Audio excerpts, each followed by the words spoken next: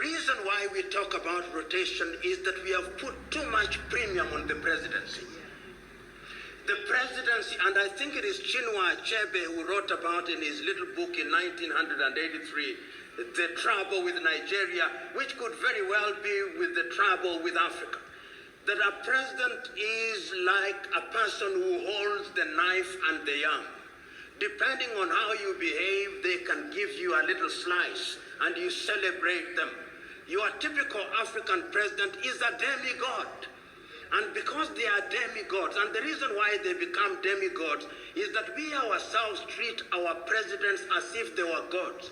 Then they get used to being treated as gods, and they don't know how to behave because you have made them gods. But if we created an environment where the presidency was about service delivery, people would not even want to stay in the presidency for a long time.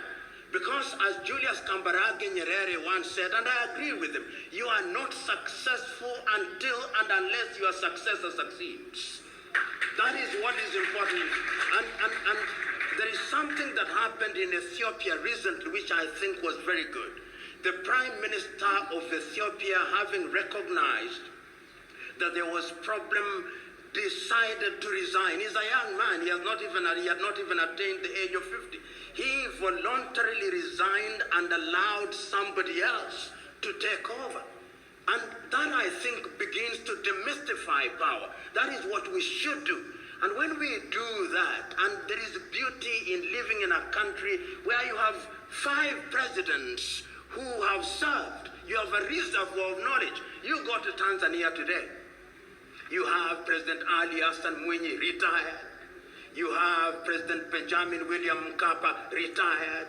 You have Jakaya Mrisho Kikwete, retired. So that when John Pombe Magufuli has a problem, he has 3 individuals who have served and have done well and have made mistakes to go to. That I think is a good thing. And I think that progressively we are going to move in that direction. But every country must choose its path in that direction.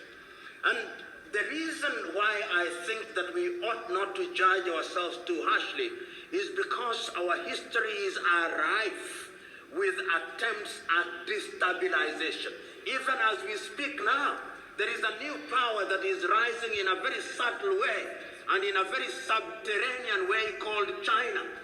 China is a leviathan, and it moves very stealthily, giving us money without asking questions. They are doing certain good things. We can emulate a number of things from them. But think of Uganda, think of Africa 20 years from today and how it will relate with China. China is already thinking on how to relate with Africa 100 years from today. But Wordt je huis in de gaten gehouden?